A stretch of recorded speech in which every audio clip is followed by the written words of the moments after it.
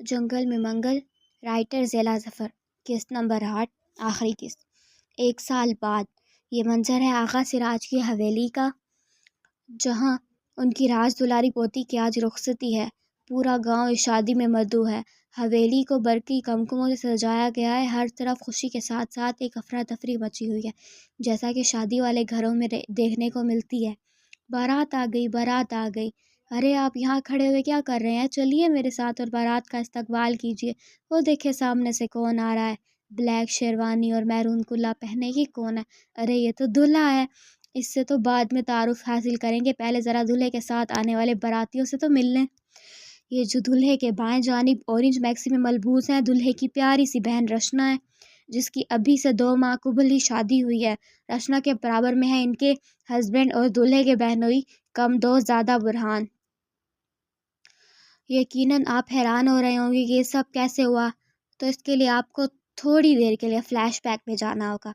زیادہ دور نہیں، بس 1 سال پیچھے، اسی حویلی میں جہاں ابھی بارات آ رہی ہے۔ 1 سال قبل جب نائب آغا جی کے حویلی سے کھیتوں کی سیر کو جانے کے لیے نکل رہا تھا، تبھی اس کی نظر بالکونی میں کھڑے برہان اور رشنا پر پڑ گئی۔ وہ رو رہی تھی اور اپنے اوپر بیتنے والے ستم کی داستان سنا رہی تھی۔ اسے اور برہان کو خبر ہی نہ تھی کہ پیچھے نائب بھی کھڑا ہوا ہے اور ان کی ساری باتیں سن رہا ہے۔ اسی وقت نائب نے ایک فیصلہ کیا تھا، اور جس رات وہ سب گھر واپس جا رہے تھے، اسی رات اس نے اپنے ڈیڈ کو رشنا کے بارے میں سب کچھ بتایا۔ تو پھر اب تم کیا چاہتے ہو؟ ساری بات سننے کے بعد انہوں نے اس سے پوچھا۔ میں چاہتا ہوں کہ وہ ہمارے ساتھ ہمارے گھر چلے ڈیڈ۔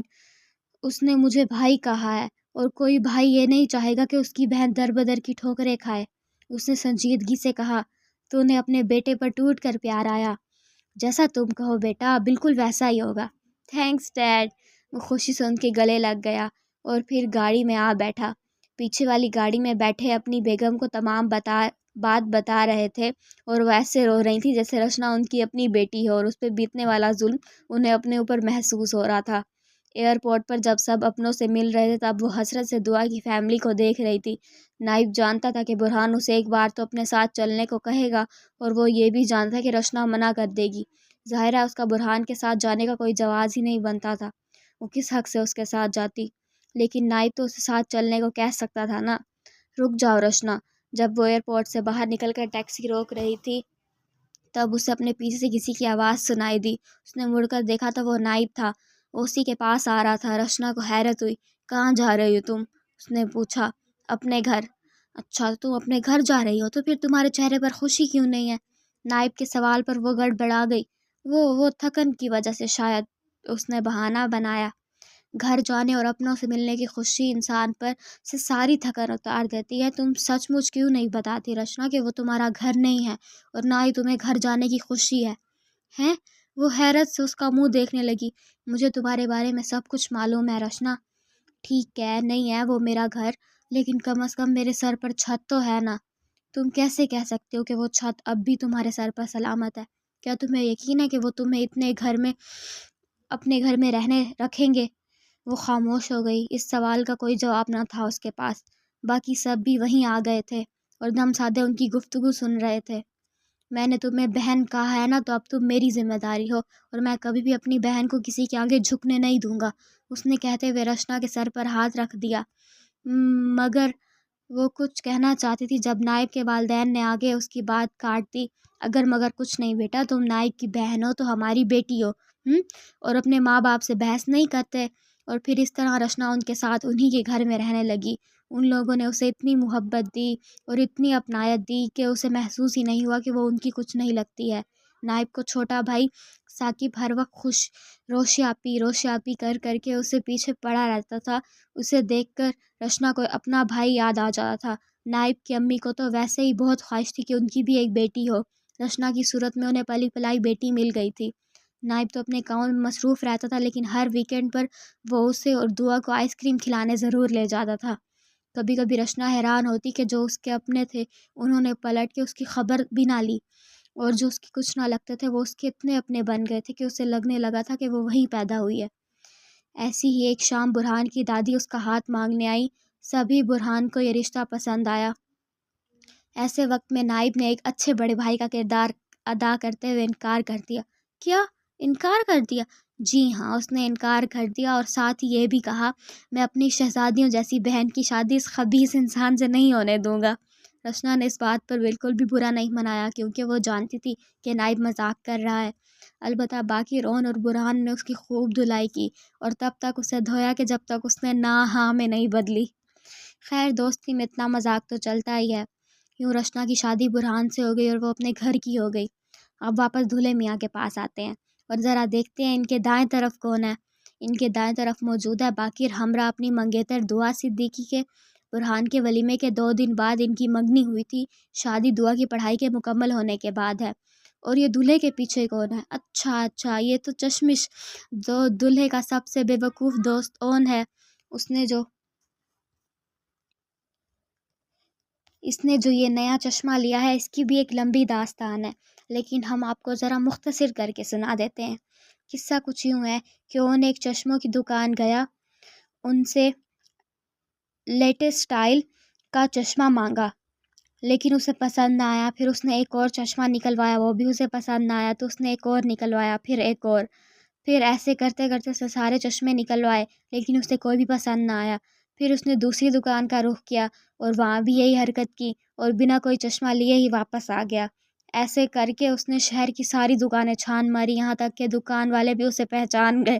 اب اگر انہیں دور سے بھی اون آتا دکھائی دے تو وہ اپنی دکان پر دکان بند ہے کا نوٹس لگا دیتے کہیں یہ بندہ ان کی دکان میں ہی نہ آ جائے۔ اور پھر یوں اسے ایک نیا چشمہ مل ہی گیا۔ اور نائب کی آج شادی ہے۔ زندگی میں بہت سے لوگ ہمیں یوں ہی ملتے ہیں کیونکہ ان کا ملنا تقدیر نے ایسے ہی لکھا ہوتا ہے۔ ارے آپ کہاں چلے؟ ابھی کہانی کا دی اینڈ نہیں ہوا، پہلے ذرا آپ مظفر آباد کی جیل تو چلے آئیں۔ ارے ڈرے مت، آپ کو قید نہیں کرنا، بس کسی کو ملوانا ہے آپ سے۔ تو چلیے پہلے قیدی نمبر 712 سے ملتے ہیں جو اس وقت گاڑے اور مٹی سے دیوار کی اینٹیں جوڑنے میں مصروف ہے۔ اس کا نام ہے ہمت خان، جسے عرف عام میں خان کے نام سے جانا جاتا ہے۔ اب یہ 712 کے نام سے پکارتے ہیں۔ یہ کیا ہو رہا ہے؟ وہاں پر اتنا رش کیوں ہے؟ چلے پھر چل کر دیکھتے ہیں۔ اوہ، تو یہاں پر قیدی نمبر 713 کی پٹائی ہو رہی ہے۔ اس کا قصہ کچھ یوں ہے کہ جیل حکام نے اسے قیدیوں کے لیے کھانا اور چائے بنانے کا کام دیا تو اس نے چائے میں ہلدی مرچ اور کھانے میں چینی اور دودھ ملا دیا۔ بس پھر کیا تھا، حوالداروں نے اس کی خوب دھلائی کی اور اسے ایک نیا کام دیا، ہارپک سے باتھ روم دھونے کا اور فنائل سے پوچھا لگانے کا۔ اس نے ہارپک سے پوچھا لگا دیا اور فنائل سے باتھ روم دھو دیا اور پھر حوالداروں نے اسے اتنا دھویا کہ سارے مظفر آباد میں اس کی چیخیں سنائی دیتی تھی۔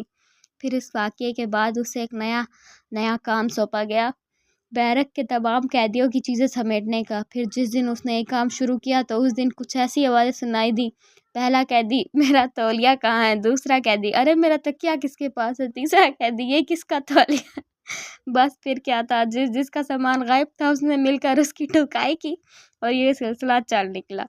میرا خیال ہے آپ کو اس کا نام بتانے کی ضرورت نہیں ہے۔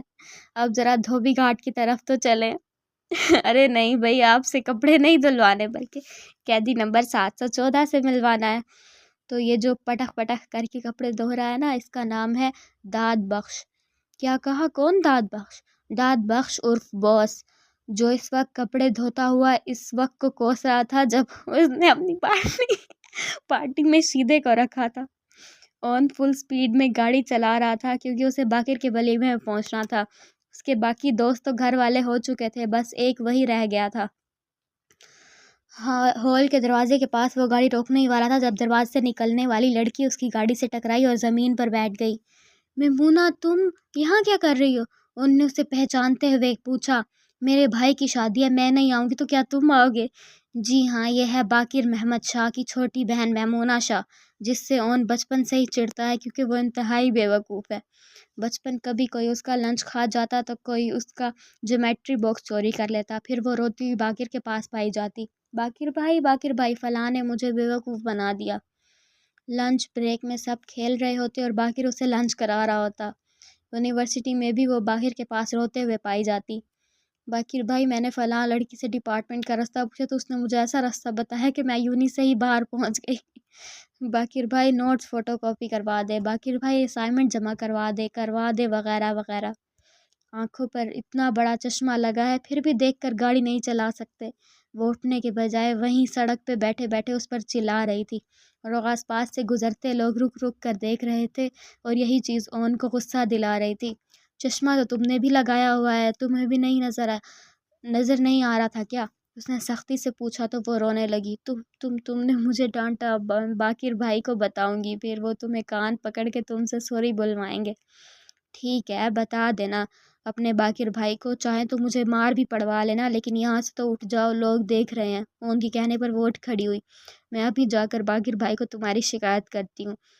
جاتے جاتے وہ اسے دھمکانا نہیں بھولی اور مسکراتا ہوا ہال کی جانب چل پڑا، جہاں ابھی اس نے باقر بھائی سے ڈانٹ بھی کھانی تھی اور کان پکڑ کر میمونہ کو سوری بھی بولنا تھا۔ آڈیو اچھی لگی تو please like share and subscribe ضرور کر دیجیے گا۔